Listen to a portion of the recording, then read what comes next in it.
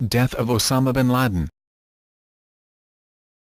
Osama bin Laden, the founder and head of the Islamist militant group Al-Qaeda, was killed in Pakistan on May 2, 2011, shortly after 1 a.m. PKT by U.S. Navy SEALs of the U.S. Naval Special Warfare Development Group. The operation, codenamed Operation Neptune Spear, was carried out in a Central Intelligence Agency-led operation. In addition to DEVRU, participating units included the U.S. Army Special Operations Command's 160th Special Operations Aviation Regiment and CIA operatives. The raid on bin Laden's compound in Abbottabad, Pakistan, was launched from Afghanistan. After the raid, U.S. forces took bin Laden's body to Afghanistan for identification, then buried it at sea within 24 hours of his death. The United States had direct evidence that Inter-Services Intelligence Chief, Lieutenant General Ahmed Shuja Pasha, knew of bin Laden's presence in Abbottabad, Pakistan. Al-Qaeda confirmed the death on May 6 with posts made on militant websites, vowing to avenge the killing. Other Pakistani militant groups, including the Tehreek-i-Taliban Pakistan, also vowed retaliation against the U.S. and against Pakistan for not preventing the operation. Bin Laden's killing was generally favorably received by U.S. public opinion. Was welcomed by the United Nations, NATO, the European Union, and a large number of governments. But was condemned by some, including Fidel Castro of Cuba and Ismail Haniyeh, the head of the Hamas administration of the Gaza Strip. Legal and ethical aspects of the killing, such as his not being taken alive despite being unarmed, were questioned by others, including Amnesty International. Also controversial was the decision to not release any photographic or DNA evidence of bin Laden's death to the public. The Abbottabad Commission report of the Pakistani Abbottabad Commission was released by Al Jazeera on July 8, 2013. Background. 2 days after the September 11 attacks, U.S. President George W. Bush stated, "The most important thing is for us to find Osama bin Laden." He added, "It is our #1 priority and we will not rest until we find him." 6 months later, on March 13, 2002, in an interview with CNN, Bush stated. On July 3, 2006, the CIA announced that late in 2005 they had closed down the unit codenamed Alex Station, which had been tasked for over a decade with the mission of hunting down Osama bin Laden and his top lieutenants. The CIA stated that tracking bin Laden was still a high priority, but that the agency was changing its focus to regional trends instead of specific individuals. In 2008, during a presidential debate, Barack Obama stated. In response, Republican presidential candidate John McCain stated. On June 2, 2009, just over 4 months into his presidency, President Obama sent a memo to CIA Director Leon Panetta directing him to provide, within 30 days, a detailed operational plan for locating bin Laden and bringing him to justice. Locating bin Laden. The U.S. intelligence community effort to determine the current location of Osama bin Laden, which eventually resulted in the Abbottabad operation, began with a fragment of information unearthed in 2002, resulting in years of consequent investigation. Beginning in September 2010, leads had been followed to the Abbottabad urban compound and the U.S. began intensive multi-platform surveillance on it. Identity of his courier. Identification of Al-Qaeda couriers was an early priority for interrogators at CIA black sites in the Guantanamo Bay detention camp, because bin Laden was believed to communicate through such couriers while concealing his whereabouts from Al-Qaeda foot soldiers and top commanders. Bin Laden was known not to use phones after 1998, when the U.S. had launched missile strikes against his bases in Afghanistan and Sudan in August, Operation Infinite Reach, by tracking an associate satellite phone. By 2002, interrogators had heard uncorroborated claims about an Al-Qaeda courier with the nom de guerre Abu Ahmed al-Kuwaiti, sometimes referred to as Sheikh Abu Ahmed from Kuwait. One of those claims come from Mohammed al-Qahtani, a detainee interrogated for 48 days more or less continuously between November 23, 2002, and January 11, 2003. At some point during this period, al-Qahtani told interrogators about a man known as Abu Ahmed al-Kuwaiti who was part of the inner circle of al-Qaeda. Later in 2003, Khalid Sheikh Mohammed, the alleged operational chief of al-Qaeda, claimed that he was acquainted with al-Kuwaiti, but that the man was not active in al-Qaeda. In 2004, a prisoner named Hassan Ul revealed that bin Laden relied on a trusted courier known as al-Kuwaiti. Ul claimed that al-Kuwaiti was close to bin Laden as well as Khalid Sheikh Mohammed and Mohammed's successor Abu Faraj al-Labi. Ul revealed that al-Kuwaiti had not been seen in some time, which led U.S. officials to suspect he was traveling with bin Laden. When confronted with Ul's account, Mohammed maintained his original story. Abu Faraj al-Labi was captured in 2005 and transferred to Guantanamo in September 2006. He told CIA interrogators that bin Laden's courier was a man named Malawi Abd al-Khaliq Jan and denied knowing al-Kuwaiti. Because both Mohammed and al-Labi had minimized al-Kuwaiti's importance, officials speculated that he was part of bin Laden's inner circle. In 2007, officials learned al-Kuwaiti's real name, though they said they would disclose neither the name nor how they learned it. Pakistani officials in 2011 revealed the courier's name as Ibrahim Saeed Ahmed. He was from Pakistan's Swat Valley. He and his brother Abra and their families were living at bin Laden's compound.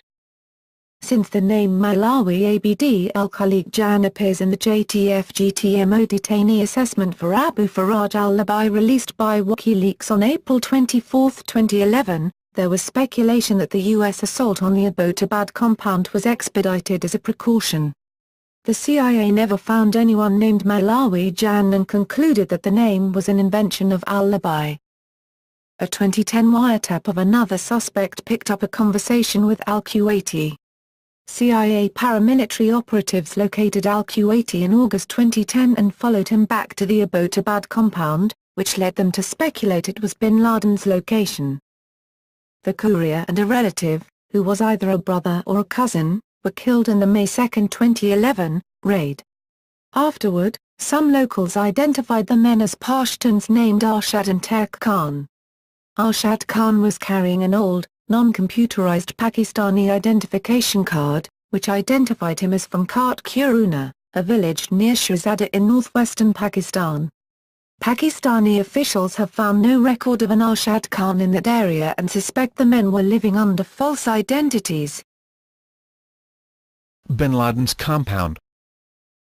The CIA used surveillance photos and intelligence reports to determine the identities of the inhabitants of the Abbottabad compound to which the courier was traveling. In September 2010, the CIA concluded that the compound was custom-built to hide someone of significance, very likely bin Laden. Officials surmised that he was living there with his youngest wife and family. Built in 2004, the three-story compound was located at the end of a narrow dirt road. Google Earth maps made from satellite photographs show that the compound was not present in 2001 but had been built by the time that new images were taken in 2005. It is located 2.5 miles, 4.0 kilometers, northeast of the city center of Abbottabad. Abbottabad is about 100 miles, 160 kilometers, from the Afghanistan border on the far eastern side of Pakistan, about 20 miles, 32 kilometers, from India. The compound is 0.8 miles, 1.3 kilometers, southwest of the Pakistan Military Academy. Located on a plot of land 8 times larger than those of nearby houses, the compound was surrounded by a 12 to 18 foot, 3.7-5.5 m, concrete wall topped with barbed wire. It had 2 security gates, and the third-floor balcony had a 7-foot-high, 2.1 m, privacy wall, tall enough to hide the 6 feet 4 in, 193 centimeters, bin Laden. The compound had no internet or landline telephone service. Its residents burned their refuse, unlike their neighbors, who set their garbage out for collection. Local residents called the building the Waziristan Haveli, because they believed the owner was from Waziristan. Following the American raid and killing of bin Laden, the Pakistani government demolished the compound in February 2012. Intelligence gathering. The CIA led the effort to surveil and gather intelligence on the compound. Other critical roles in the operation were played by other United States agencies, including the National Security Agency, National Geospatial-Intelligence Agency, NGA, Office of the Director of National Intelligence, ODNI, and U.S. Defense Department. According to the Washington Post, the effort was so extensive and costly that the CIA went to Congress in December to secure authority to reallocate tens of millions of dollars within assorted agency budgets to fund it, U.S. officials said. The CIA rented a home in Abbottabad from which a team staked out and observed the compound over a number of months. The CIA team used informants and other techniques, including a widely criticized fake vaccination program, to gather intelligence on the compound. The safe house was abandoned immediately after bin Laden's death. The U.S. National Geospatial-Intelligence Agency helped the Joint Special Operations Command create mission simulators for the pilots, and analyzed data from an RQ-170 drone before, during and after the raid on the compound.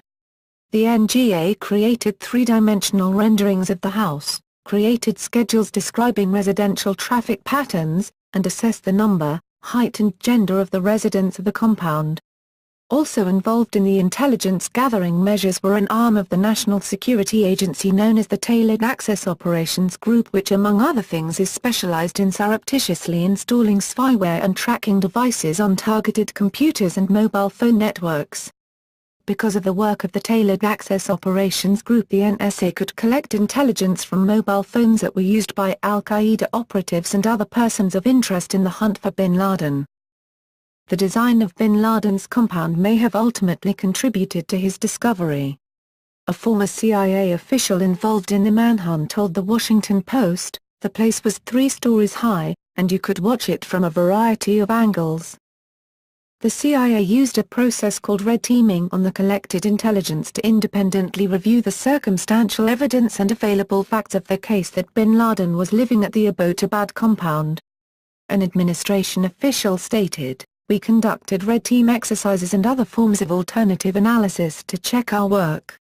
No other candidate fit the bill as well as bin Laden did. This duplicate analysis was necessary because Operation Neptune Spear. the official mission code name was Operation Neptune Spear.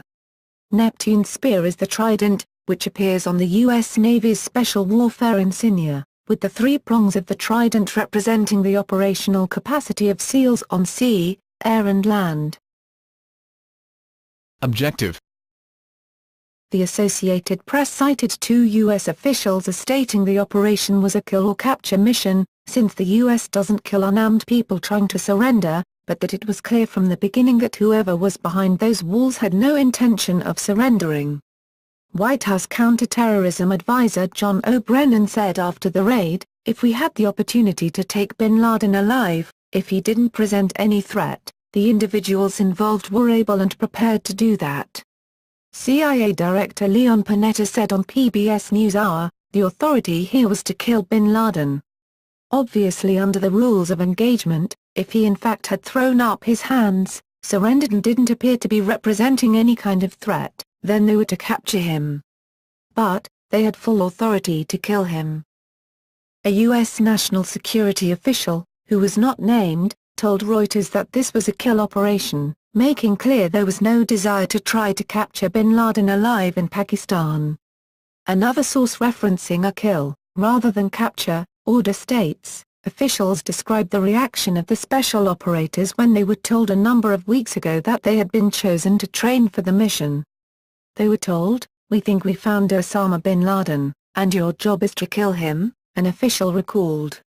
The SEALs started to cheer. Planning and final decision.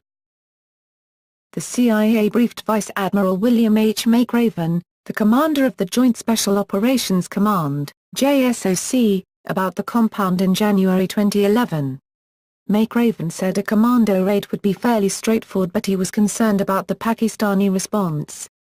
He assigned a captain from the U.S. Naval Special Warfare Development Group, DEVRU, to work with the CIA team at their campus in Langley, Virginia. The captain, named Brian, set up an office in the printing plant in the CIA's Langley compound and, with 6 other JSOC officers, began to plan the raid. In addition to a helicopter raid, planners considered attacking the compound with B-2 Spirit stealth bombers. They considered a joint operation with Pakistani forces. Obama, however, decided that the Pakistani government and military could not be trusted to maintain operational security for the operation against bin Laden. There was a real lack of confidence that the Pakistanis could keep this secret for more than a nanosecond, a senior advisor to the president told The New Yorker. Obama met with the National Security Council on March 14 to review the options. The president was concerned that the mission would be exposed and wanted to proceed quickly. For that reason he ruled out involving the Pakistanis. Defense Secretary Robert Gates and other military officials expressed doubts as to whether bin Laden was in the compound, and whether a commando raid was worth the risk. At the end of the meeting, the president seemed to be leaning toward a bombing mission. 2 U.S. Air Force officers were tasked with exploring that option further.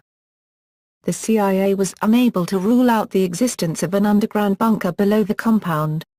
Presuming that one existed, 32 2,000-pound, 910 kilograms, bombs fitted with JDAM guidance systems would be required to destroy it.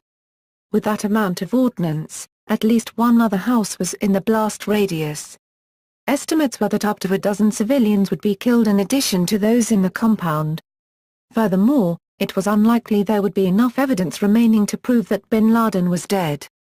Presented with this information at the next Security Council meeting on March 29, Obama put the bombing plan on hold. Instead he directed Admiral McRaven to develop the plan for a helicopter raid. The U.S. intelligence community also studied an option of hitting bin Laden with a drone-fired small tactical munition as he paced in his compound's vegetable garden. McRaven assembled a team drawing from Red Squadron, one of 4 that make up Devru. Red Squadron was coming home from Afghanistan and could be redirected without attracting attention. The team had language skills and experience with cross-border operations into Pakistan.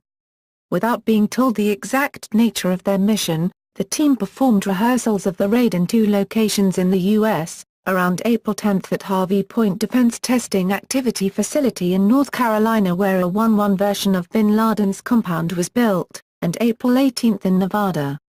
The location in Nevada was at 4,000 feet, 1,200 m, elevation, chosen to test the effects the altitude would have on the raiders' helicopters. The Nevada mock-up used chain-link fences to simulate the compound walls, which left the U.S. participants unaware of the potential effects of the high compound walls on the helicopter's lift capabilities. Planners believed the SEALs could get to Abbottabad and back without being challenged by the Pakistani military. The helicopters to be used in the raid had been designed to be quiet and to have low radar visibility. Since the U.S. had helped equip and train the Pakistanis, their defensive capabilities were known. The U.S. had supplied F-16 Fighting Falcons to Pakistan on the condition they were kept at a Pakistani military base under 24-hour U.S. surveillance. The U.S. would know immediately if the Pakistanis scrambled their jets. If bin Laden surrendered, he would be held near Bagram Air Base. If the SEALs were discovered by the Pakistanis in the middle of the raid, Joint Chiefs Chairman Admiral Mike Mullen would call Pakistan's Army Chief General Ashfaq Parvez Kayani and try to negotiate their release. When the National Security Council, NSC, met again on April 19, Obama gave provisional approval for the helicopter raid. But as he worried that the plan for dealing with the Pakistanis was too uncertain, Obama asked Admiral McRaven to equip the team to fight its way out if necessary. McRaven and the SEALs left for Afghanistan to practice at a 1-acre, full-scale replica of the compound built on a restricted area of Bagram known as Camp Alpha. The team departed the U.S. from Naval Air Station Oshina on April 26 in a C-17 aircraft, refueled on the ground at Ramstein Air Base in Germany, landed at Bagram Air Base, then moved to Jalalabad on April 27. On April 28, Admiral Mullen explained the final plan to the NSC. To bolster the fight-your-way-out scenario, Chinook helicopters with additional troops would be positioned nearby. Most of the advisors in the meeting supported going forward with the raid. Only Vice President Biden completely opposed it. Gates advocated using the drone missile option, but changed his support the next day to the helicopter raid plan. Obama said he wanted to speak directly to Admiral McRaven before he gave the order to proceed. The president asked if McRaven had learned anything since arriving in Afghanistan that caused him to lose confidence in the mission. McRaven told him the team was ready and that the next few nights would have little moonlight over Abbottabad, good conditions for a raid. On April 29 at 8:20 a.m. EDT, Obama conferred with his advisers and gave the final go-ahead. The raid would take place the following day. That evening the president was informed that the operation would be delayed one day due to cloudy weather. On April 30, Obama called McRaven one more time to wish the SEALs well and to thank them for their service. That evening, the president attended the annual White House Correspondents' Association dinner, which was hosted by comedian and television actor Seth Meyers. At one point, Meyers joked. Obama's reaction was to smile and laugh heartily, despite his knowledge of the operation to come. On May 1 at 1:22 p.m., Panetta, acting on the president's orders, directed McRaven to move forward with the operation. Shortly after 3 p.m., the president joined national security officials in the Situation Room to monitor the raid. They watched night vision images taken from a Sentinel drone while Panetta, appearing in a corner of the screen from CIA headquarters, narrated what was happening. Video links with Panetta at CIA headquarters and McRaven in Afghanistan were set up in the Situation Room. In an adjoining office was the live drone feed presented on a laptop computer operated by Brigadier General Marshall Webb, Assistant Commander of JSOC. Two other command centers monitored the raid from the Pentagon and the American Embassy in Islamabad. Execution of the operation. Approach and entry. The raid was carried out by approximately 24 heliborne U.S. Navy SEALs from the Red Squadron of the Joint Special Operations Command's U.S. Naval Special Warfare Development Group, DEVRU. For legal reasons, namely that the U.S. was not at war with Pakistan, the military personnel assigned to the mission were temporarily transferred to the control of the civilian Central Intelligence Agency. The DEVRU SEALs operated in two teams and were reportedly equipped with Heckler & Koch HK-416 military assault rifles, Mark 48 machine guns used for fire support, FN SCAR HSTD Mk-17 battle rifles and H&K Northern Mariana Islands, 7A1, personal defense weapons, with attached Knights armament QDSS-NT-4 suppressors, Insight Tech, NAVS-6 and GPVNG-18, ground panoramic night vision goggles, L3 night vision goggles, body armor and sidearms such as SIG Sauer P226 and Navy Mk25 and H&K Mark 23 Mod 0.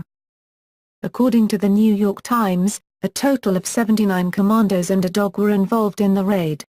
The military working dog was a Belgian Malinois named Cairo. According to one report, the dog was tasked with tracking anyone who tried to escape and to alert SEALs to any approaching Pakistani security forces. The dog was to be used to help deter any Pakistani ground response to the raid and to help look for any hidden rooms or hidden doors in the compound. Additional personnel on the mission included a language interpreter, the dog handler, helicopter pilots, tactical signals, intelligence collectors, and navigators using highly classified hyperspectral images. The SEALs flew into Pakistan from a staging base in the city of Jalalabad in eastern Afghanistan after originating at Bagram Air Base in northeastern Afghanistan. The 160th Special Operations Aviation Regiment, SAW, a U.S. Army Special Operations Command unit known as the Night Stalkers, provided the two modified Black Hawk helicopters that were used for the raid itself, as well as the much larger Chinook heavy-lift helicopters that were employed as backups. The Black Hawks appear to have been never before publicly seen stealth versions of the helicopter that fly more quietly while being harder to detect on radar than conventional models. Due to the weight of the extra stealth equipment on the Black Hawks, cargo was calculated to the ounce, with the weather factored in. The Chinooks kept on standby were on the ground in a deserted area roughly two-thirds of the way from Jalalabad to Abbottabad, with 2 additional SEAL teams consisting of approximately 24 Devru operators for a Quick Reaction Force, QRF. The Chinooks were equipped with 7.62 mm GAU-17 per miniguns and GAU-21 per byte 50 caliber machine guns and extra fuel for the Black Hawks. Their mission was to interdict any Pakistani military attempts to interfere with the raid. Other Chinooks, holding 25 more SEALs from Devru, were stationed just across the border in Afghanistan in case reinforcements were needed during the raid. The 160th SAW helicopters were supported by multiple other aircraft, including fixed-wing fighter jets and drones. According to CNN, the Air Force had a full team of combat search and rescue helicopters available. The raid was scheduled for a time with little moonlight so the helicopters could enter Pakistan low to the ground and undetected. The helicopters used hilly terrain and nap of the earth techniques to reach the compound without appearing on radar and alerting the Pakistani military. The flight from Jalalabad to Abbottabad took about 90 minutes. According to the mission plan, the first helicopter would hover over the compound's yard while its full team of SEALs fast roped to the ground. At the same time, the second helicopter would fly to the northeast corner of the compound and deploy the interpreter, the dog and handler, and 4 SEALs to secure the perimeter. The team in the courtyard was to enter the house from the ground floor. As they hovered above the target, however, the first helicopter experienced a hazardous airflow condition known as a vortex ring state. This was aggravated by higher than expected air temperature, a so-called hot and high environment in the high compound walls, which stopped the rotor downwash from diffusing. The helicopter's tail grazed one of the compound's walls, damaging its tail rotor, and the helicopter rolled onto its side. The pilot quickly buried the aircraft's nose to keep it from tipping over. None of the SEALs, crew and pilots on the helicopter were seriously injured in the soft crash landing, which ended with it pitched at a 45-degree angle resting against the wall. The other helicopter landed outside the compound and the SEALs scaled the walls to get inside. The SEALs advanced in the house, breaching walls and doors with explosives. Bin Laden killed. The SEALs encountered the residents in the compound's guest house, in the main building on the first floor where 2 adult males lived, and on the second and third floors where bin Laden lived with his family. The second and third floors were the last section of the compound to be cleared. There were reportedly small knots of children on every level, including the balcony of bin Laden's room. Osama bin Laden was killed in the raid, as were 3 other men and a woman, bin Laden's adult son Khalid, bin Laden's courier, Abu Ahmed al-Kuwaiti, al-Kuwaiti's brother Abra, and Abra's wife Bushra. Al-Kuwaiti opened fire on the first team of SEALs with an AK-47 from behind the guest house door, and a firefight took place between him and the SEALs, in which al-Kuwaiti was killed. His wife Mariam was allegedly shot and wounded in the right shoulder. The courier's male relative Abra was shot and killed by the SEAL second team on the first floor of the main house. A woman near him, later identified as Abra's wife Bushra, was also shot and killed. Bin Laden's young adult son rushed towards the SEALs on the staircase of the main house, and was shot and killed by the second team. An unnamed U.S. senior defense official stated that only one of the 5 people killed was armed. The interior of the house was pitch dark, because CIA operatives had cut the power to the neighborhood. The SEALs encountered bin Laden on the 3rd floor of the main building. Bin Laden was wearing the local loose-fitting tunic and pants known as a kurta pajama, which were later found to have EU-502 phone numbers sewn into the fabric. Bin Laden peered over the 3rd floor ledge at the Americans advancing up the stairs, and then retreated into his room as a SEAL fired a shot at him. The SEALs quickly followed him into his room. Inside the bedroom, bin Laden lay on the floor with a head wound as 2 of bin Laden's wives stood in front of him, shielding him. One of them, Ahmed Abdul Fattah, screamed at the SEALs in Arabic and motioned as if she were about to charge. One of the SEALs shot her in the leg, then grabbed both women and shoved them aside. a second SEAL entered the room and 2 SEALs shot bin Laden in the chest with HK-416, allegedly using 5.56 mm NATO 77 grain OTM, open-tip match, rounds made by Black Hills Ammunition. The SEAL team leader radioed, "For God and country, Geronimo, Geronimo, Geronimo," and then, after being prompted by McRaven for confirmation, "Geronimo EKIA, enemy killed in action." Watching the operation in the White House Situation Room, Obama said, "We got him." There were 2 weapons near bin Laden in his room, including an AKSU rifle and a Russian-made Makarov pistol, but according to his wife Amal, he was shot before he could reach his AKSU. According to the Associated Press, the guns were on a shelf next to the door and the SEALs did not see them until they were photographing the body.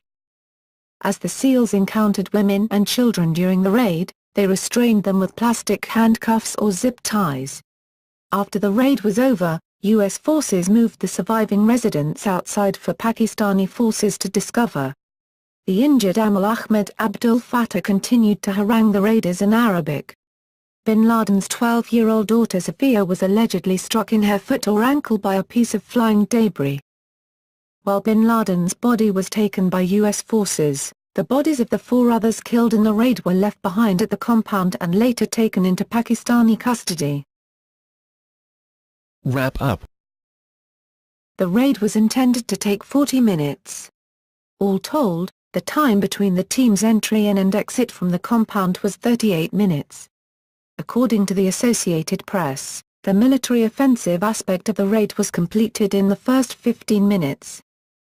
Time in the compound was spent killing defenders, moving carefully through the compound, room to room, floor to floor, securing the women and children, clearing weapons stashes and barricades including a full store, and searching the compound for information. U.S. personnel recovered 3 AK-47s and 2 pistols, computer hard drives, documents, DVDs, thumb drives, and electronic equipment for later analysis. The SEALs also discovered a large amount of opium stored in the house. Since the helicopter that had made the emergency landing was damaged and unable to fly the team out, it was destroyed to safeguard its classified equipment, including an apparent stealth capability. The pilot smashed the instrument panel, the radio, and the other classified fixtures inside the cockpit, and the SEALs the helicopter with explosives and it up. Since the SEAL team was reduced to 1 operational helicopter, one of the 2 Chinooks held in reserve was dispatched to carry part of the team and bin Laden's body out of Pakistan. While the official Department of Defense narrative did not mention the air bases used in the operation, later accounts indicated that the helicopters returned to Bagram Airfield. The body of Osama bin Laden was flown from Bagram to the aircraft carrier Carl Vinson in a V-22 Osprey escorted by 2 U.S. Navy Fa-18 fighter jets. According to U.S. officials, bin Laden was buried at sea because no country would accept his remains. Before disposing of the body, the U.S. called the Saudi government, who approved of dumping the body in the ocean. Muslim religious rites were performed aboard Carl Vinson in the North Arabian Sea within 24 hours of bin Laden's death. Preparations began at 10:10 a.m. local time and at-sea burial was completed at 11 a.m. The body was washed, wrapped in a white sheet and placed in a weighted plastic bag. An officer read prepared religious remarks which were translated into Arabic by a native speaker. Afterward, bin Laden's body was placed onto a flat board. The board was tilted upwards on one side and the body slid off into the sea. Pakistan-US communication. According to Obama administration officials, U.S. officials did not share information about the raid with the government of Pakistan until it was over. Chairman of the Joint Chiefs of Staff Michael Mullen called Pakistan's Army Chief Ashfaq Parvez Kayani at about 3 a.m. local time to inform him of the Abbottabad operation. According to the Pakistani Foreign Ministry, the operation was conducted entirely by the U.S. forces. Pakistan Inter-Services Intelligence, ISI, officials said they were present at what they called a joint operation. President Asif Ali Zardari flatly denied this. Pakistan's Foreign Secretary Salman Bashir later confirmed that Pakistani military had scrambled F-16s after they became aware of the attack, but that they reached the compound after American helicopters had left. Identification of the body. U.S. forces used multiple methods to positively identify the body of Osama bin Laden. Measurement of the body: both the corpse and bin Laden were 6 feet 4 in, 193 centimeters. Seals on the scene did not have a tape measure to measure the corpse, so a seal of known height lay down next to the body and the height was approximated by comparison. This later caused Obama to quip, "We donated a $60 million helicopter to this operation. Could we not afford to buy a tape measure?" Facial recognition software. A photograph transmitted by the SEALs to CIA headquarters in Langley, Virginia, for facial recognition analysis yielded a 90 to 95% likely match. In-person identification: 1 or 2 women from the compound, including one of bin Laden's wives, identified bin Laden's body. A wife of bin Laden called him by name during the raid, inadvertently assisting in his identification by U.S. armed forces on the ground. DNA testing. The Associated Press and the New York Times reported that bin Laden's body could be identified by DNA testing using tissue and blood samples taken from his sister who had died of brain cancer.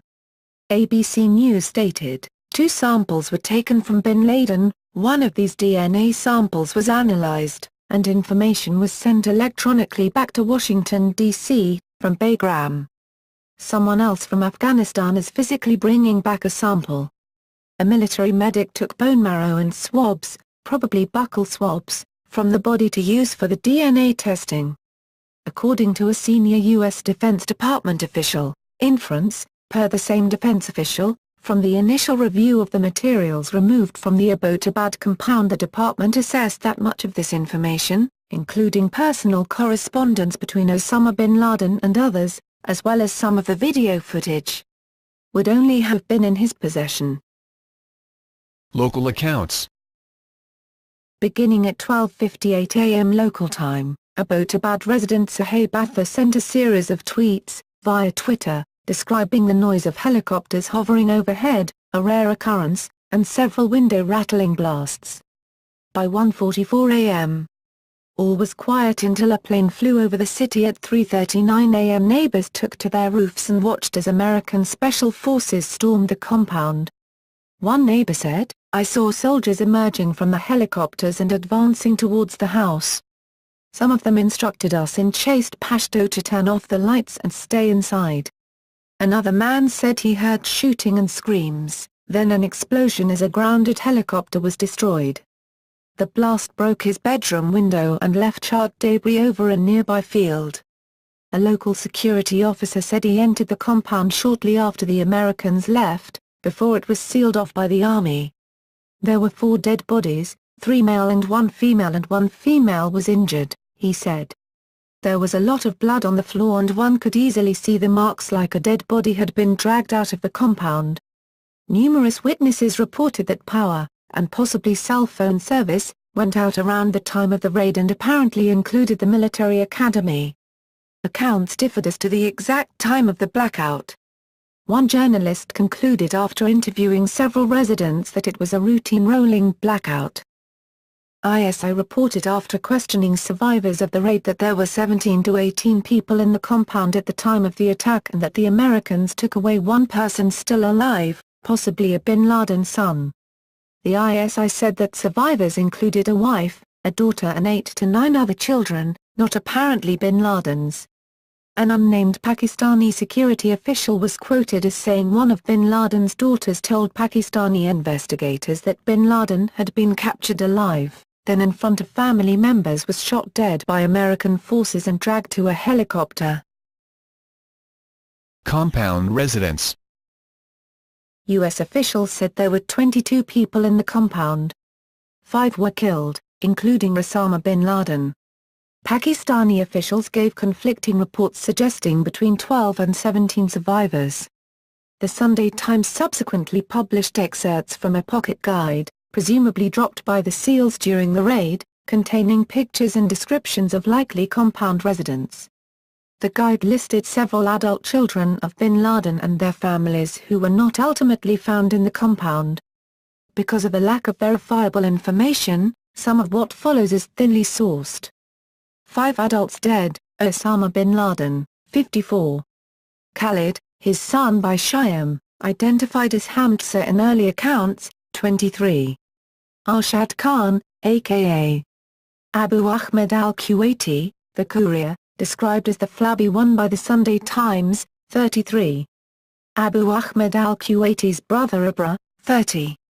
And Bushra, Abra's wife, age unknown. 4 surviving women: Karia, bin Laden's third, Saudi wife aka Hamza, 62. Shyam, bin Laden's fourth, Saudi wife aka Khalid, 54. Amal, bin Laden's fifth, Yemeni wife, aka Amal Ahmed Abdul Fattah, 29, injured. And Mariam, Arshad Khan's Pakistani wife. 5 minor children of Osama and Amal: Sophia, a daughter, 12. A son, 5. Another son, age unknown. And infant twin daughters, 4 bin Laden grandchildren from an unidentified daughter who had been killed in an airstrike in Waziristan. 2 may be the boys, around 10, who spoke to Pakistani investigators. 4 children of Arshad Khan, 2 sons, Abdul Rahman and Khalid, 6 or 7. A daughter, age unknown. And another child, age unknown.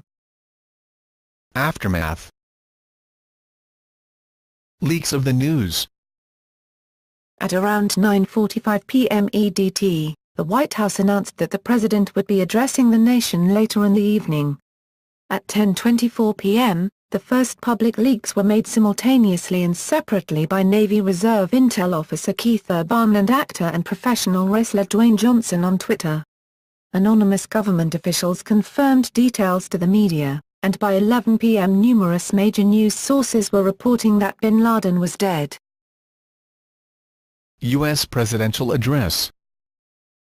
At 11:35 p.m., Obama appeared on major television networks. President Obama remembered the victims of the September 11 attacks. He praised the nearly 10-year-old war against al-Qaeda, which he said had disrupted terrorist plots, strengthened homeland defenses, removed the Taliban government, and captured or killed scores of al-Qaeda operatives. Obama said that when he took office he made finding bin Laden the top priority of the war. Bin Laden's death was the most significant blow to al-Qaeda so far, but the war would continue. He reaffirmed that the U.S. was not at war against Islam. He defended his decision to conduct an operation within Pakistan. He said Americans understood the cost of war but would not stand by while their security was threatened. To those families who have lost loved ones to al-Qaeda's terror, he said, justice has been done. This remark bookended President Bush's statement to a joint session of Congress following the September 11 attacks that justice will be done. Reactions. Before the official announcement, large crowds spontaneously gathered outside the White House, Ground Zero, the Pentagon and in New York's Times Square to celebrate. In Dearborn, Michigan, where there is a large Muslim and Arab population, a small crowd gathered outside the City Hall in celebration, many of them being of Middle Eastern descent. From the beginning to the end of Obama's speech, 5,000 tweets per second were sent on microblogging platform Twitter. As news of bin Laden's death filtered through the crowd at a nationally televised Major League Baseball game in Philadelphia between rivals Philadelphia Phillies and the New York Mets, USA. Cheers began. In Tampa, Florida, at the conclusion of a professional wrestling event which was occurring at the time, WWE champion John Cena announced to the audience that bin Laden had been caught and compromised to a permanent end, prompting chants while he exited the arena to the March the Stars and Stripes Forever. The deputy leader of Egypt's Muslim Brotherhood said that, with bin Laden dead, Western forces should now pull out of Iraq and Afghanistan. Authorities in Iran made similar comments. Palestinian Authority leaders had contrasting reactions. Mahmoud Abbas welcomed bin Laden's death, while Ismail Haniyeh, the head of the Hamas administration in the Gaza Strip, condemned what he saw as the assassination of an Arab holy warrior. The 14th Dalai Lama was quoted by the Los Angeles Times as saying, "Forgiveness doesn't mean forget what happened. If something is serious and it is necessary to take countermeasures, you have to take countermeasures." This was widely reported as an endorsement of bin Laden's killing and was criticized in Buddhist circles, but another journalist cited a video of the discussion to argue that the comment was taken out of context and the Dalai Lama only supports killing in self-defense. A CBS The New York Times poll taken after bin Laden's death showed that 16% of Americans feel safer as the result of his death, while 60% of Americans of those polled believe killing bin Laden would likely increase the threat of terrorism against the U.S. in the short term. In India, Minister for Home Affairs P. Chidambaram said that bin Laden hiding deep inside Pakistan was a matter of grave concern for India and showed that many of the perpetrators of the Mumbai terror attacks, including the controllers and the handlers of the terrorists who actually carried out the attack, continue to be sheltered in Pakistan. He also called on Pakistan to arrest them, amidst calls for similar strikes being conducted by India against Hafiz Saeed and Dawood Ibrahim. Freedom of Information Act requests and denials. Though the Abbottabad raid has been described in great detail by U.S. officials, no physical evidence constituting proof of death has been offered to the public, neither to journalists nor to independent third parties who have requested this information through the Freedom of Information Act. Numerous organizations filed FOIA requests seeking at least a partial release of photographs, videos, and/or DNA test results, including the Associated Press, Reuters, CBS News, Judicial Watch, Politico, Fox News, Citizens United, and NPR. On April 26, 2012, Judge James E. Boasberg held that the Department of Defense was not required to release any evidence to the public. According to a draft report by the Pentagon's Inspector General, Admiral William McRaven, the top Special Operations Commander, ordered the Department of Defense to purge from its computer systems all files on the bin Laden raid after first sending them to the CIA. Any mention of this decision was expunged from the final version of the Inspector General's report. According to the Pentagon, this was done to protect the identities of the Navy SEALs involved in the raid. The legal justification for the records transfer is that the SEALs were effectively working for the CIA at the time of the raid, which ostensibly means that any records of the raid belong to the CIA. Documents related to the raid were handled in a manner consistent with the fact that the operation was conducted under the direction of the CIA director, CIA agency spokesman Preston Golson said in an emailed statement. Records of a CIA operation such as the bin Laden raid, which were created during the conduct of the operation by persons acting under the authority of the CIA director, are CIA records. Golson said it is absolutely false that records were moved to the CIA to avoid the legal requirements of the Freedom of Information Act. The National Security Archive has criticized this maneuver, saying that the records have now gone into a FOIA black hole. The United States Defense Department can prevent the release of its own military files citing risks to national security, but that can be contested in court, and a judge can compel the Pentagon to turn over non-sensitive portions of records. The CIA, however, has special authority to prevent the release of operational files in ways that can't effectively be challenged in federal court. Richard Lardner, reporting for the Associated Press, wrote that the maneuver could represent a new strategy for the U.S. government to shield even its most sensitive activities from public scrutiny. The Inspector General's draft report also described how former Secretary of Defense Leon Panetta disclosed classified information to the makers of Zero Dark 30, including the unit that conducted the raid and the ground commander's name. Legality. Under U.S. law. Following the attacks of September 11, 2001, the U.S. Congress passed the Authorization for Use of Military Force Against Terrorists, which authorized the President to use necessary and appropriate force against those nations, organizations, or persons he determines were involved in the attacks. The Obama administration justified its use of force by relying on that resolution, as well as international law set forth in treaties and customary laws of war. John Bellinger III, who served as the U.S. State Department's senior lawyer during President George W. Bush's second term, said the strike was a legitimate military action and did not run counter to the U.S. self-imposed prohibition on assassinations. Similarly, Harold Onjuko, legal advisor of the U.S. State Department, said in 2010 that under domestic law, the use of lawful weapons systems, consistent with the applicable laws of war, for precision targeting of specific high-level belligerent leaders when acting in self-defense or during an armed conflict is not unlawful, and hence does not constitute assassination. David Sheffer, director of the Northwestern University School of Law Center for International Human Rights, said the fact that bin Laden had previously been indicted in 1998 in the U.S. District Court for the Southern District of New York for conspiracy to attack U.S. defense installations was a complicating factor. Normally when an individual is under indictment, the purpose is to capture that person in order to bring him to court to try him. The object is not to literally summarily execute him if he's under indictment. Sheffer and another expert opined that it was important to determine whether the mission was to capture bin Laden or to kill him.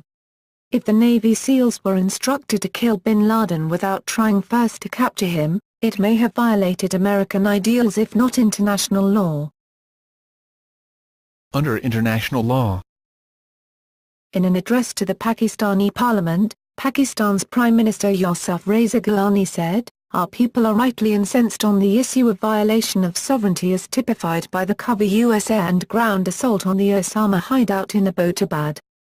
The Security Council, while exhorting UN member states to join their efforts against terrorism, has repeatedly emphasized that this be done in accordance with international law, human rights and humanitarian law. Former Pakistani President General Pervez Musharraf denied a report in The Guardian that his government made a secret agreement permitting U.S. forces to conduct unilateral raids in search of the top 3 al-Qaeda leaders. In testimony before the U.S. Senate Judiciary Committee, Attorney General Eric Holder said, "The operation against bin Laden was justified as an act of national self-defense. It's lawful to target an enemy commander in the field." He called the killing of bin Laden a tremendous step forward in attaining justice for the nearly 3,000 innocent Americans who were murdered on September 11, 2001. Commenting on the legality under international law, University of Michigan law professor Stephen Ratner said, "A lot of it depends on whether you believe Osama bin Laden is a combatant in a war or a suspect in a mass murder. In the latter case, you would only be able to kill a suspect if they represented an immediate threat." Holder testified that bin Laden made no attempt to surrender, and even if he had, there would be a good basis on the part of those very brave Navy SEAL team members to do what they did in order to protect themselves and the other people who were in that building. According to Anthony Dworkin, an international law expert at the European Council on Foreign Relations, if bin Laden was hors de combat, as his daughter is said to have alleged, that would have been a violation of Protocol I of the Geneva Conventions. The UN Security Council released a statement applauding the news of bin Laden's death, and UN Secretary-General Ban Ki-moon said he was very much relieved. 2 United Nations Special Rapporteurs issued a joint statement seeking more information regarding the circumstances in which bin Laden was killed and cautioning that actions taken by states in combating terrorism, especially in high-profile cases, set precedents for the way in which the right to life will be treated in future instances. Handling of the body. Under Islamic tradition, burial at sea is considered inappropriate when other, preferred forms of burial are available, and several prominent Islamic clerics criticized the decision. Muhammad Ahmed El-Taib, the head of Al-Azhar University, Egypt's seat of Sunni Muslim learning, said the disposal of the body at sea was an affront to religious and human values. Scholars like El-Taib hold that sea burials can only be allowed in special cases where the death occurred aboard a ship, and that the regular practice should have occurred in this case, the body buried in the ground with the head pointing to Islam's holy city of Mecca. A stated advantage of a burial at sea is that the site is not readily identified or accessed, thus preventing it from becoming a focus of attention or terrorist shrine. The Guardian questioned whether bin Laden's grave would have become a shrine, as this is strongly discouraged in Wahhabism. Addressing the same concern, Egyptian Islamic analyst and lawyer Montasser El-Sayat said that if the Americans wished to avoid making a shrine to bin Laden, an unmarked grave on land would have accomplished the same goal. The Guardian also quoted a U.S. official explaining the anticipated difficulty of finding a country that would accept the burial of bin Laden in its soil. A professor of Islamic law at the University of Jordan stated burying at sea was permitted if there was nobody to receive the body and provide a Muslim burial, and that it's neither true nor correct to claim that there was nobody in the Muslim world ready to receive bin Laden's body. On a similar note, Mohammed al-Qubaisi, Dubai's Grand Mufti, stated, "They can say they buried him at sea, but they cannot say they did it according to Islam. If the family does not want him, it's really simple in Islam. You dig up a grave anywhere, even on a remote island, you say the prayers and that's it." Sea burials are permissible for Muslims in extraordinary circumstances. This is not one of them. Khalid Latif, an imam who serves as a chaplain and the director of the Islamic Center of New York University, argued that the sea burial was respectful. Leah Halabi, a professor at Vanderbilt University and the author of Muhammad's Grave, Death Rites and the Making of Islamic Society, explained that Islamic law does not prescribe ordinary funerals for those killed in battle, and pointed to controversy within the Muslim world over whether bin Laden was, as a mass murderer of Muslims, entitled to the same respect as mainstream Muslims. At the same time, he suggested that the burial could have been handled with more cultural sensitivity. Omar bin Laden, son of Osama bin Laden, published a complaint on May 10, 2011, that the burial at sea deprived the family of a proper burial. Bin Laden's will. After bin Laden's death, it was reported he had left a will written a short time after the September 11 attacks in which he urged his children not to join al-Qaeda and not to continue the jihad. Release of photographs. CNN cited a senior U.S. official as saying 3 sets of photographs of bin Laden's body exist, photos taken at a hangar in Afghanistan, described as the most recognizable and gruesome. Photos taken from the burial at sea on the USS Carl Vinson before a shroud was placed around his body. And photos from the raid itself, which include shots of the interior of the compound as well as 3 of the others who died in the raid. A source told ABC News that the photos taken by the military servicemen in the scene depict the physical damage done by a high-caliber bullet. CBS Evening News reported that the photo shows that the bullet which hit above bin Laden's left eye blew out his left eyeball and blew away a large portion of his frontal skull, exposing his brain. CNN stated that the pictures from the Afghanistan hangar depict a massive open head wound across both eyes. "It's very bloody and gory." U.S. Senator Jim Inhofe, who viewed the photos, stated that the photos taken of the body on the Carl Vinson, which showed bin Laden's face after much of the blood and material had been washed away, should be released to the public. A debate on whether the military photos should or should not be released to the public has taken place. Those supporting the release argued that the photos should be considered public records, that the photos are necessary to complete the journalistic record, and that the photos would prove bin Laden's death and therefore prevent conspiracy theories that bin Laden is still alive. Those in opposition to a release of the photos expressed concern that the photos would inflame anti-American sentiment in the Middle East. Obama ultimately decided not to release the photos. In an interview that aired on May 4 on 60 Minutes, Obama stated that "We don't trot out this stuff as trophies. We don't need to spike the football," and that he was concerned with ensuring that very graphic photos of somebody who was shot in the head are not floating around as an incitement to additional violence, or as a propaganda tool. "That's not who we are." Among Republican members of Congress, Senator Lindsey Graham criticized the decision and stated that he wanted to see the photos released, while Senator John McCain and Representative Mike Rogers, the chair of the U.S. House Intelligence Committee, supported the decision not to release the photos. On May 11, selected members of the U.S. Congress, the congressional leadership and those who serve in a Committee of Intelligence, Homeland Security, Judiciary, Foreign Relations, and Military, were shown 15 bin Laden photos. In an interview with Eliot Spitzer, U.S. Senator Jim Inhofe said that 3 of the photos were of bin Laden alive for identification reference. 3 other photos were of the sea burial ceremony. The group Judicial Watch announced that they have filed a Freedom of Information Act request to obtain access to the photos. On May 9, the Department of Defense declined to process Judicial Watch's FOIA request, prompting a lawsuit. Federal Judge James Boasberg ruled on this lawsuit on April 26, 2012, denying release of the photographs. A FOIA request from the Associated Press was also declined. Alternative accounts. SEAL Target Geronimo. A book published in November 2011, SEAL Target Geronimo, by Chuck Ara, a former SEAL, contradicted the account as given by U.S. government sources. According to Ara, neither helicopter crashed at the beginning of the raid. Instead, the SEALs jumped onto the roof from the hovering Razor 1 helicopter and entered a third-floor hallway from the roof terrace. Osama's third wife, Kara, was in the hallway, headed towards the SEALs. She was blinded by a strobe light and pushed to the floor as the SEALs went past her. Osama bin Laden stuck his head out of a bedroom door, saw the SEALs, and slammed the door closed. At the same time, Osama's son Khalid bin Laden ran up the stairs to the third floor and was killed with 2 shots.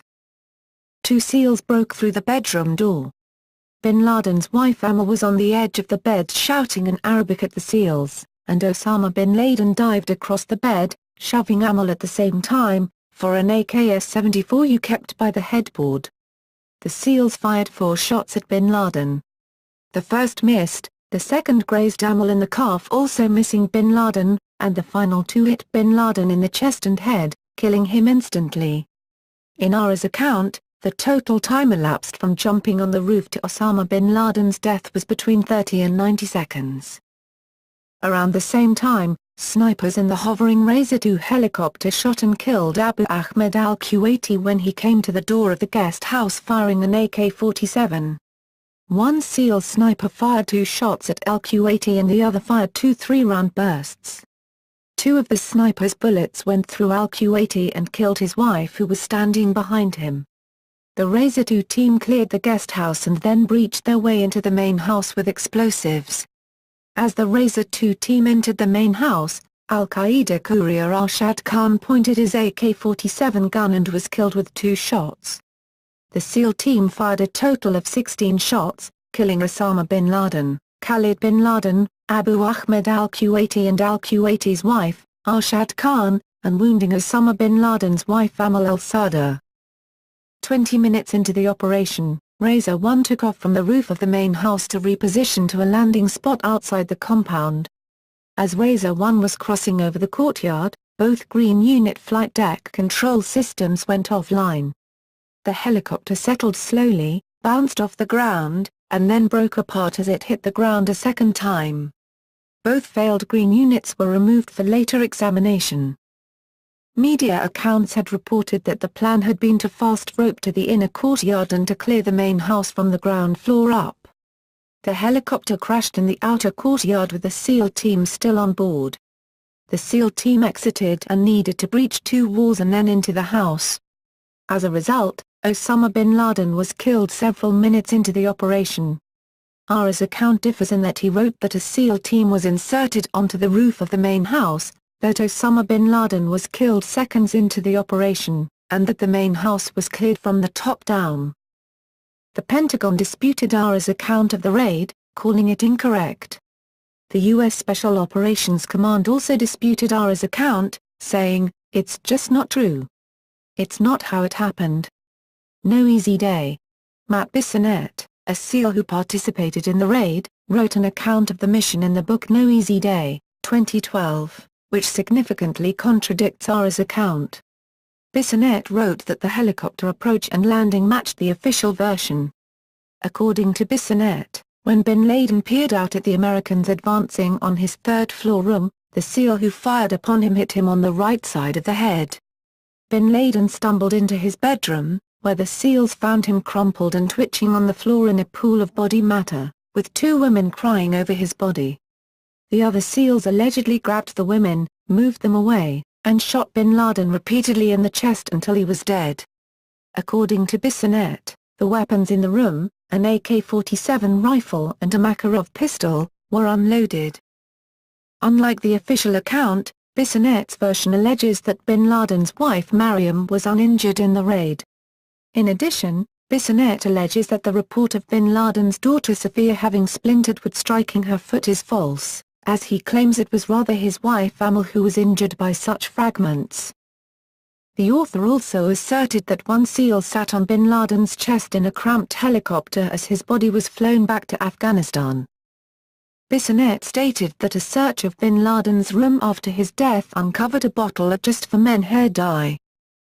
In February 2013, Esquire conducted an interview with an anonymous individual called The Shooter, who claimed that bin Laden placed one of his wives between himself and the commandos, pushing her towards them. Shooter then claimed bin Laden stood up and had a gun within reach, and it was only then that he fired 2 shots into bin Laden's forehead, killing him. However, another member of SEAL Team 6 said the story as presented in Esquire was false and complete BS. Conspiracy theories. The reports of bin Laden's death on May 1, 2011, are not universally accepted despite unreleased DNA testing confirming his identity, bin Laden's 12-year-old daughter witnessing his death, and a May 6, 2011, al-Qaeda statement confirming his death. The swift burial of bin Laden's body at sea, the speed of the DNA results, and the decision not to release pictures of the dead body have led to the rise of conspiracy theories that bin Laden had not died in the raid. Some Internet blogs suggested that the U.S. government feigned the raid, and some Internet forums hosted debates over the alleged hoax. Role of Pakistan. Pakistan came under intense international scrutiny after the raid. The Pakistani government denied that it had sheltered bin Laden, and said it had shared information with the CIA and other intelligence agencies about the compound since 2009. The United States had direct evidence that the ISI chief, Lieutenant General Ahmed Shuja Pasha, knew of bin Laden's presence in Abbottabad, Pakistan. After the raid, there was an unconfirmed report that Pakistan allowed Chinese military officials to examine the wreckage of the crashed helicopter. Connections with Abbottabad. Abbottabad attracted refugees from fighting in the tribal areas in Swat Valley, as well as Afghanistan. "People don't really care now to ask who's there," said Gohar Ayub Khan, a former foreign minister and resident of the city. "That's one of the reasons why, possibly, he came in there." The city was home to at least one al-Qaeda leader before bin Laden. Operational Chief Abu Faraj al-Libi reportedly moved his family to Abbottabad in mid-2003. Pakistan Inter-Services Intelligence, ISI, raided the house in December 2003 but did not find him. However, this account was exposed as an outright lie by American officials who said that satellite photos show that in 2004 the site was an empty field. A courier told interrogators that al-Libi used 3 houses in Abbottabad. Pakistani officials say they informed their American counterparts at the time that the city could be a hiding place for al-Qaeda leaders. In 2009 officials began providing the U.S. with intelligence about bin Laden's compound without knowing who lived there. On January 25, 2011, ISI arrested Umar Patek, an Indonesian wanted in connection with the 2002 Bali nightclub bombings, while he was staying with a family in Abbottabad. Tahir Shizad, a clerk at the post office, was arrested on suspicion of facilitating travel for al-Qaeda militants. Allegations against Pakistan. Numerous allegations were made that the government of Pakistan had shielded bin Laden. Critics cited the proximity of bin Laden's heavily fortified compound to the Pakistan Military Academy, that the U.S. chose to not notify Pakistani authorities before the operation, and the double standards of Pakistan regarding the perpetrators of the 2008 Mumbai attacks. U.S. government files, leaked by WikiLeaks, disclosed that American diplomats had been told that Pakistani security services were tipping off bin Laden every time U.S. forces approached. Pakistan's Inter-Services Intelligence, ISI, also helped smuggle al-Qaeda militants into Afghanistan to fight NATO troops. According to the leaked files, in December 2009, the government of Tajikistan had also told U.S. officials that many in Pakistan were aware of bin Laden's whereabouts. CIA Chief Leon Panetta said the CIA had ruled out involving Pakistan in the operation, because it feared that any effort to work with the Pakistanis could jeopardize the mission. They might alert the targets. Secretary of State Hillary Rodham Clinton stated that cooperation with Pakistan helped lead us to bin Laden in the compound in which he was hiding. Obama echoed her sentiments. John O'Brennan, Obama's chief counterterrorism advisor, said that it was inconceivable that bin Laden did not have support from within Pakistan. He said, "People have been referring to this as hiding in plain sight. We are looking at how he was able to hide out there for so long." The Indian Minister for Home Affairs, P. Chidambaram, said that bin Laden hiding deep inside Pakistan was a matter of grave concern for India, and showed that many of the perpetrators of the Mumbai terror attacks, including the controllers and the handlers of the terrorists who actually carried out the attack, continue to be sheltered in Pakistan. He called on Pakistan to arrest them. Pakistani-born British MP Khalid Mahmood stated that he was flabbergasted and shocked after he learned that bin Laden was living in a city with thousands of Pakistani troops, reviving questions about alleged links between al-Qaeda and elements in Pakistan's security forces.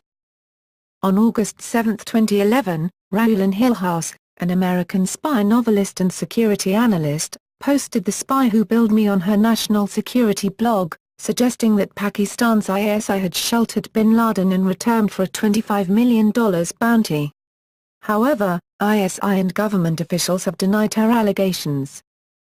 Former Pakistani Army Chief, General Ziauddin Bhutto said that, according to his knowledge, Osama bin Laden was kept in an Intelligence Bureau safe house in Abbottabad by the then Director General of the Intelligence Bureau of Pakistan, 2004 to 2008. Brigadier Ijaz Shah.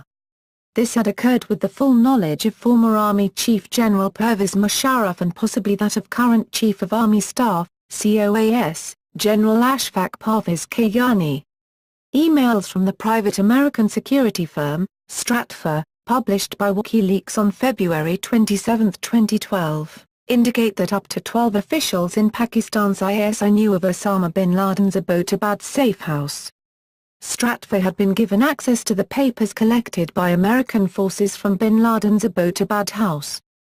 The emails reveal that these Pakistani officers included mid to senior level ISI and PAC-MIL with one retired PAC-MIL general.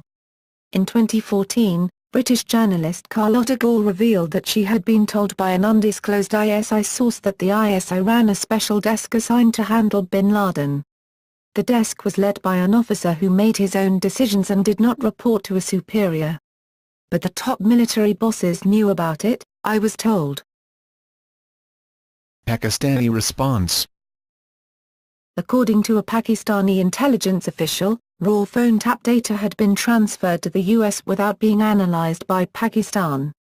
While the U.S. was concentrating on this information since September 2010, information regarding bin Laden and the compound's inhabitants had slipped from Pakistan's radar over the months.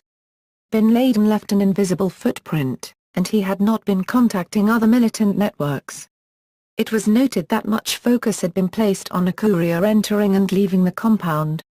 The transfer of intelligence to the U.S. was a regular occurrence according to the official, who also stated regarding the raid that "I think they came in undetected and went out the same day, and Pakistan did not believe that U.S. personnel were present in the area before the special operation occurred."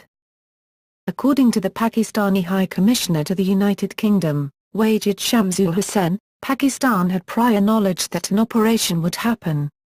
Pakistan was in the know of certain things, and, what happened, happened with our consent.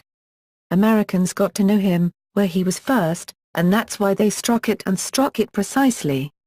Hussein Haqqani, Pakistani ambassador to the U.S., had said that Pakistan would have pursued bin Laden had the intelligence of his location existed with them, and Pakistan was very glad that our American partners did. They had superior intelligence, superior technology, and we are grateful to them. Another Pakistani official stated that Pakistan assisted only in terms of authorization of the helicopter flights in our airspace, and the operation was conducted by the United States. He also said that in any event, we did not want anything to do with such an operation in case something went wrong. In June, the ISI arrested the owner of a safe house rented to the CIA to observe Osama bin Laden's compound and 5 CIA informants. Code name. Several officials who were present in the Situation Room, including the president, told reporters that the code name for bin Laden was Geronimo. They had watched Leon Panetta, speaking from CIA headquarters, while he narrated the action in Abbottabad. Panetta said, "We have a visual on Geronimo," and later, "Geronimo EKIA, enemy killed in action." The words of the commander on the ground were, "For God and country, Geronimo, Geronimo, Geronimo." Officials subsequently explained that each step of the mission was labeled alphabetically in an execution checklist, which is used to ensure all participants in a large operation are kept synchronized with a minimum of radio traffic. Geronimo indicated the raiders had reached Step G, the capture or killing of bin Laden. Osama bin Laden was identified as Jackpot, the general code name for the target of an operation. ABC News reported that otherwise his regular code name was Cake Bread. The New Yorker reported that bin Laden's code name was Crankshaft. Many Native Americans were offended that Geronimo, the renowned 19th-century Apache leader, was irrevocably linked with bin Laden. The chairman of the Fort Sill Apache tribe, the successor to Geronimo's tribe, wrote a letter to Obama asking him to right this wrong. The president of the Navajo Nation requested that the U.S. government change the code name retroactively. Officials from the National Congress of American Indians said the focus should be on honoring the disproportionately high number of Native Americans who serve in the military, and they had been assured that Geronimo was not a code name for bin Laden. The U.S. Senate Committee on Indian Affairs heard testimony on the issue from tribal leaders, while the Defense Department had no comment except to say that no disrespect was intended. Derivation of intelligence. After the death of bin Laden, some officials from the Bush administration, such as former Bush Office of Legal Counsel Attorney John Yoo and former Attorney General Michael Mukasey, wrote op-eds claiming that the enhanced interrogation techniques they authorized, since legally clarified as torture, yielded the intelligence that later led to locating bin Laden's hideout. Mukasey said that the waterboarding of Khalid Sheikh Mohammed caused him to reveal the nickname of bin Laden's courier. U.S. officials and legislators, including Republican John McCain and Democrat Dianne Feinstein, chairwoman of the U.S. Senate Select Committee on Intelligence, countered that those statements were false. They noted that a report by CIA Director Leon Panetta stated that the first mention of the courier's nickname did not come from Mohammed, but rather from another government's interrogation of a suspect whom they said they believe was not tortured. McCain called on Mukasey to retract his claims. Panetta had written a letter to McCain on the issue, saying, "Some of the detainees who provided useful information about the facilitator courier's role had been subjected to enhanced interrogation techniques. Whether those techniques were the only timely and effective way to obtain such information is a matter of debate and cannot be established definitively. Although some information may have been obtained from detainees who were subjected to torture," Panetta wrote to McCain that. In addition, other U.S. officials claimed that shortly after the September 11, 2001, terrorist attacks, detainees in CIA secret prisons told interrogators about the courier's pseudonym al-Kuwaiti, and that when Khalid Sheikh Mohammed was later captured, he only confirmed the courier's pseudonym. After Abu Faraj al-Libi was captured, he provided false or misleading information. He denied that he knew al-Kuwaiti and he made up another name instead. Also, a group of interrogators asserted that the courier's nickname was not divulged during torture, but rather several months later, when were questioned by interrogators who did not use abusive techniques. Intelligence post-mortem. Evidence seized from the compound is said to include 10 cell phones, 5 to 10 computers, 12 hard drives, at least 100 computer disks, including thumb drives and DVDs, handwritten notes, documents, weapons and an assortment of personal items. Intelligence. The analysts also studied call detail records from 2 phone numbers that were found to be sewn into bin Laden's clothing. They helped over the course of several months to apprehend several al-Qaeda members in several countries and to kill several of bin Laden's closest associates by CIA drone attacks in Pakistan. The material gathered at the compound is being stored at the FBI laboratory in Quantico, Virginia, where forensic experts will analyze fingerprints, DNA and other trace evidence left on the material. Copies of the material are being provided to other agencies. Officials want to preserve a chain of custody in case any of the information is needed as evidence in a future trial. A special CIA team has been given the responsibility of combing through the digital material and documents removed from the bin Laden compound. The CIA team is working in collaboration with other U.S. government agencies to triage, catalog and analyze this intelligence.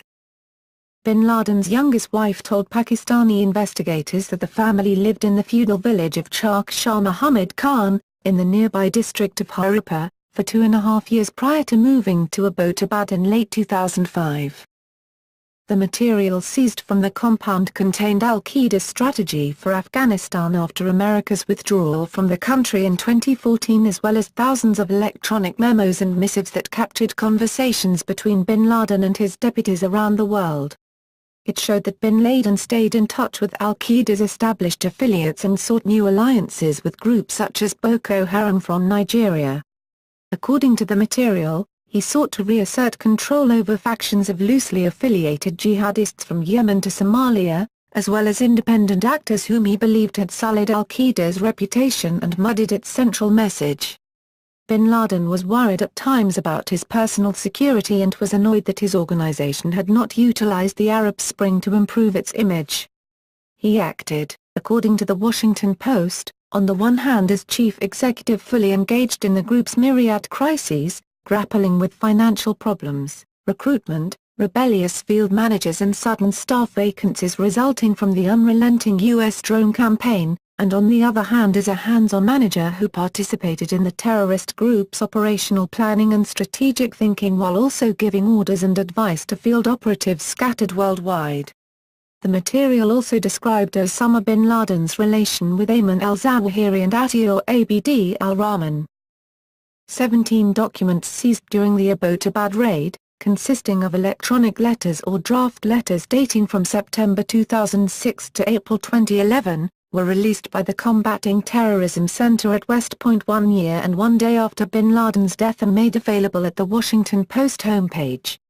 The documents cover the areas of news media in America, affiliates, targets, America, security, and the Arab Spring.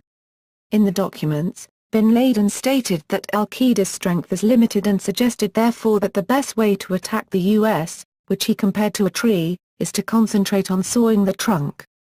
Osama bin Laden refused the promotion of Anwar al-Awlaki when this was requested by Nasir al-Ruhayshi, leader of al-Qaeda in the Arabian Peninsula.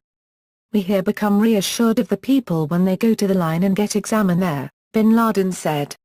He told al-Qaeda in the Arabian Peninsula to expand operations in the U.S. in the wake of the 2009 Christmas Day bomb plot by writing, "We need to extend and develop our operations in America and not keep it limited to blowing up airplanes." The seized material shed light on al-Qaeda's relationship with Iran, which detained jihadis and their relatives in the wake of the U.S. invasion of Afghanistan, including members of bin Laden's family.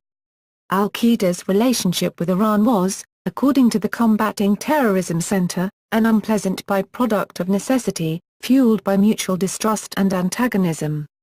An explicit reference to any institutional support from Pakistan for al-Qaeda wasn't mentioned in the documents. Instead, bin Laden instructed his family members how to avoid detection so that members of Pakistani intelligence couldn't track them to find him. According to the seized material, the former commander of the international forces in Afghanistan, David Petraeus, and U.S. President Barack Obama should be assassinated during any of their visits to Pakistan and Afghanistan, if there was an opportunity to do so. U.S. Vice President Joe Biden should not be a target according to bin Laden, because Biden is totally unprepared for that post, which will lead the U.S. into a crisis. Al-Qaeda leader bin Laden was also against one-person suicide attacks and was of the opinion that instead at least 2 persons should be sent to undertake these attacks. He planned to reform in a way so that Al-Qaeda's central leadership has a greater say in the naming of the Al-Qaeda branch leaders and their deputies. Osama bin Laden expressed his opinion that killing Muslims has weakened his organization and not helped Al-Qaeda. He wrote that the killing of Muslims has cost the Mujahideen no small amount of sympathy among Muslims. The enemy has exploited the mistakes of the Mujahideen to mar their image among the masses. Helicopter stealth technology revelations. The tail section of the secret helicopter survived demolition and lay just outside the compound wall. Pakistani security forces put up a cloth barrier at first light to hide the wreckage. Later, a tractor hauled it away hidden under a tarp. Journalists obtained photographs that revealed a previously undisclosed stealth technology. Aviation Week said the helicopter appeared to be a significantly modified MH-60 Black Hawk. Serial numbers found at the scene were consistent with an MH-60 built in 2009. Its performance during the operation confirmed that a stealth helicopter could evade detection in a militarily sensitive, densely populated area. Photos showed that the Black Hawk's tail had stealth-configured shapes on the boom and the fairings, swept stabilizers and a hubcap over the noise-reducing 5 or 6-blade tail rotor. It appeared to have a silver-loaded infrared suppression finish similar to some V-22 Ospreys. The U.S. requested return of the wreckage and the Chinese government also expressed interest, according to Pakistani officials. Pakistan had custody of the wreckage for over 2 weeks before its return was secured by U.S. Senator John Kerry. Experts disagreed as to how much information could have been gleaned from the tail fragment. Stealth technology was already operational on several fixed-wing aircraft and the cancelled RAH-66 Comanche helicopter. However, the modified Black Hawk was the first confirmed operational stealth helicopter. Likely, the most valuable information could come from radar-absorbing paint used on the tail section. Local children were seen picking up pieces of the wreckage and selling them as souvenirs. In August 2011, Fox News reported that Pakistan had allowed the People's Republic of China scientists to examine the helicopter's tail section and were especially interested in its radar-absorbing paint. Pakistan and the PRC denied these claims. Previous attempts to capture or kill bin Laden. February 1994, a team of Libyans attacked bin Laden's home in Sudan. The CIA investigated and reported that they had been hired by Saudi Arabia, but Saudi Arabia accused them of lying to make bin Laden more amenable to Sudanese interests. August 20, 1998, in Operation Infinite Reach, the U.S. Navy launched 66 cruise missiles at a suspected al-Qaeda training camp outside Khost, Afghanistan, where bin Laden was expected to be. Reports said that 30 people may have been killed. 2000, foreign operatives working on behalf of the CIA fired a rocket-propelled grenade at a convoy of vehicles in which bin Laden was traveling through the mountains of Afghanistan, hitting one of the vehicles but not the one in which bin Laden was riding. December 2001, during the opening stages of the war in Afghanistan launched following the September 11 attacks, the U.S. and its allies believed that bin Laden was hiding in the rugged mountains of Tora Bora. Despite overrunning the Taliban and al-Qaeda positions, they failed to capture or kill al-Qaeda, claimed that he was acquainted with al-Kuwaiti, but that the man was not active in al-Qaeda. In 2004, a prisoner named Hassan Ul revealed that bin Laden relied on a trusted courier known as al-Kuwaiti. Ul claimed that al-Kuwaiti was close to bin Laden as well as Khalid Sheikh Mohammed and Mohammed's successor Abu Faraj al-Labi. Ul revealed that al-Kuwaiti had not been seen in some time, which led U.S. officials to suspect he was traveling with bin Laden. When confronted with Ul's account, Mohammed maintained his original story. Abu Faraj al-Labi was captured in 2005 and transferred to Guantanamo in September 2006. He told CIA interrogators that bin Laden's courier was a man named Malawi Abd al-Khaliq Jan and denied knowing al-Kuwaiti. Because both Mohammed and al-Labi had minimized al-Kuwaiti's importance, officials speculated that he was part of bin Laden's inner circle. In 2007, officials learned al-Kuwaiti's real name, though they said they would disclose neither the name nor how they learned it. Pakistani officials in 2011 revealed the courier's name as Ibrahim Saeed Ahmed. He was from Pakistan's Swat Valley. He and his brother Abra and their families were living at bin Laden's compound. Since the name Malawi Abd al-Khaliq Jan appears in the JTF-GTMO detainee assessment for Abu Faraj al-Libi released by WikiLeaks on April 24, 2011, there was speculation that the U.S. assault on the Abbottabad compound was expedited as a precaution. The CIA never found anyone named Malawi Jan and concluded that the name was an invention of al-Libi. A 2010 wiretap of another suspect picked up a conversation with al-Kuwaiti. CIA paramilitary operatives located al-Kuwaiti in August 2010 and followed him back to the Abbottabad compound, which led them to speculate it was bin Laden's location. The courier and a relative, who was either a brother or a cousin, were killed in the May 2, 2011, raid. Afterward, some locals identified the men as Pashtuns named Arshad and Turk Khan. Arshad Khan was carrying an old, non-computerized Pakistani identification card, which identified him as from Khat Kuruna, a village near Shahzada in northwestern Pakistan. Pakistani officials have found no record of an Arshad Khan in that area and suspect the men were living under false identities. Bin Laden. Death of Osama bin Laden.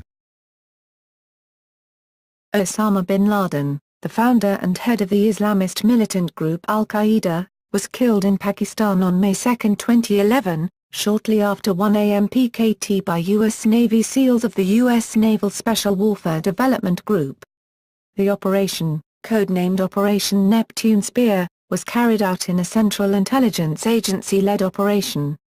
In addition to DEVRU, participating units included the U.S. Army Special Operations Command's 160th Special Operations Aviation Regiment and CIA operatives.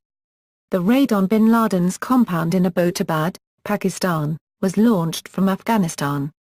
After the raid, U.S. forces took bin Laden's body to Afghanistan for identification, then buried it at sea within 24 hours of his death. The United States had direct evidence that Inter-Services Intelligence Chief, Lieutenant General Ahmed Shuja Pasha, knew of bin Laden's presence in Abbottabad, Pakistan. Al-Qaeda confirmed the death on May 6 with posts made on militant websites, vowing to avenge the killing. Other Pakistani militant groups, including the Tehreek-i-Taliban Pakistan, also vowed retaliation against the U.S. and against Pakistan for not preventing the operation. Bin Laden's killing was generally favorably received by U.S. public opinion. Was welcomed by the United Nations, NATO, the European Union, and a large number of governments. But was condemned by some, including Fidel Castro of Cuba and Ismail Haniyeh, the head of the Hamas administration of the Gaza Strip. Legal and ethical aspects of the killing, such as his not being taken alive despite being unarmed, were questioned by others, including Amnesty International. Also controversial was the decision to not release any photographic or DNA evidence of bin Laden's death to the public. The Abbottabad Commission report of the Pakistani Abbottabad Commission was released by Al Jazeera on July 8, 2013. Background. 2 days after the September 11 attacks, U.S. President George W. Bush stated, "The most important thing is for us to find Osama bin Laden." He added, "It is our number one priority and we will not rest until we find him." 6 months later, on March 13, 2002, in an interview with CNN, Bush stated. On July 3, 2006, the CIA announced that late in 2005 they had closed down the unit codenamed Alex Station, which had been tasked for over a decade with the mission of hunting down Osama bin Laden and his top lieutenants. The CIA stated that tracking bin Laden was still a high priority, but that the agency was changing its focus to regional trends instead of specific individuals. In 2008, during a presidential debate, Barack Obama stated. In response, Republican presidential candidate John McCain stated, On June 2, 2009, just over 4 months into his presidency, President Obama sent a memo to CIA Director Leon Panetta directing him to provide, within 30 days, a detailed operational plan for locating bin Laden and bringing him to justice. Locating bin Laden.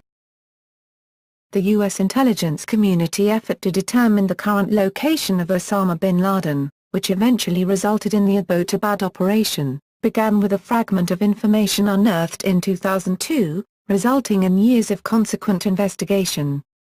Beginning in September 2010, leads had been followed to the Abbottabad urban compound and the U.S. began intensive multi-platform surveillance on it. Identity of his courier. Identification of al-Qaeda couriers was an early priority for interrogators at CIA black sites in the Guantanamo Bay detention camp, because bin Laden was believed to communicate through such couriers while concealing his whereabouts from al-Qaeda foot soldiers and top commanders. Bin Laden was known not to use phones after 1998, when the U.S. had launched missile strikes against his bases in Afghanistan and Sudan in August, Operation Infinite Reach, by tracking an associate satellite phone. By 2002, interrogators had heard uncorroborated claims about an al-Qaeda courier with the nom de guerre Abu Ahmed al-Kuwaiti, sometimes referred to as Sheikh Abu Ahmed from Kuwait. One of those claims come from Mohammed al-Qahtani, a detainee interrogated for 48 days more or less continuously between November 23, 2002, and January 11, 2003. At some point during this period, al-Qahtani told interrogators about a man known as Abu Ahmed al-Kuwaiti who was part of the inner circle of al-Qaeda. Later in 2003, Khalid Sheikh Mohammed, the alleged operational chief of Ladens compound. The CIA used surveillance photos and intelligence reports to determine the identities of the inhabitants of the Abbottabad compound to which the courier was traveling. In September 2010, the CIA concluded that the compound was custom-built to hide someone of significance, very likely bin Laden. Officials surmised that he was living there with his youngest wife and family. Built in 2004, the three-story compound was located at the end of a narrow dirt road. Google Earth maps made from satellite photographs show that the compound was not present in 2001 but had been built by the time that new images were taken in 2005. It is located 2.5 miles, 4.0 kilometers, northeast of the city center of Abbottabad. Abbottabad is about 100 miles, 160 kilometers, from the Afghanistan border on the far eastern side of Pakistan, about 20 miles, 32 kilometers, from India. The compound is 0.8 miles, 1.3 kilometers, southwest of the Pakistan Military Academy. Located on a plot of land 8 times larger than those of nearby houses, the compound was surrounded by a 12 to 18-foot, 3.7-5.5 m, concrete wall topped with barbed wire.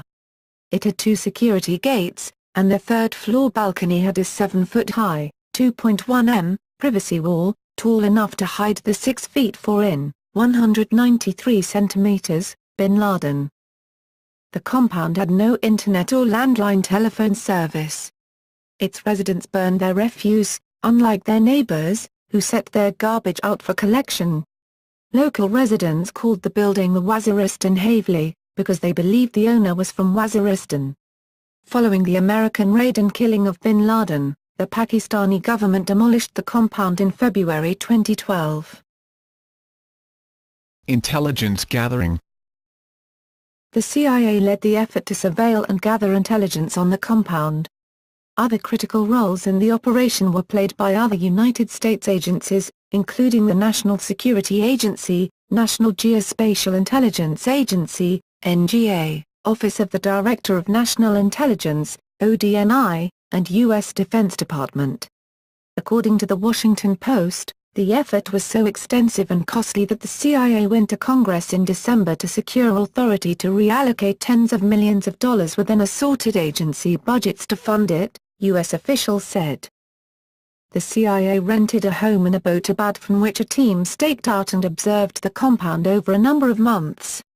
The CIA team used informants and other techniques, including a widely criticized fake vaccination program, to gather intelligence on the compound. The safe house was abandoned immediately after bin Laden's death. The U.S. National Geospatial Intelligence Agency helped the Joint Special Operations Command create mission simulators for the pilots, and analyzed data from an RQ-170 drone before, during and after the raid on the compound. The NGA created three-dimensional renderings of the house, created schedules describing residential traffic patterns, and assessed the number, height and gender of the residents of the compound. Also involved in the intelligence-gathering measures were an arm of the National Security Agency known as the Tailored Access Operations Group, which among other things is specialized in surreptitiously installing spyware and tracking devices on targeted computers and mobile phone networks. Because of the work of the Tailored Access Operations Group, the NSA could collect intelligence from mobile phones that were used by al-Qaeda operatives and other persons of interest in the hunt for bin Laden. The design of bin Laden's compound may have ultimately contributed to his discovery. A former CIA official involved in the manhunt told The Washington Post, "The place was 3 stories high, and you could watch it from a variety of angles."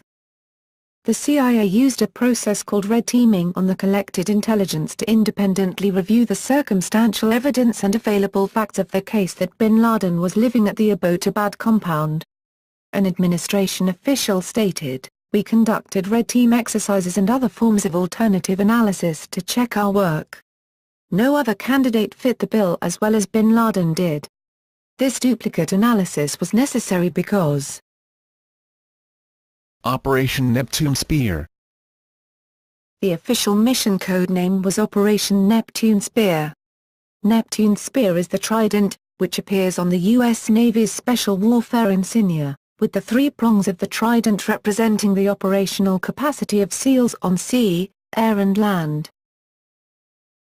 Objective. The Associated Press cited 2 U.S. officials as stating the operation was a kill or capture mission, since the U.S. doesn't kill unarmed people trying to surrender.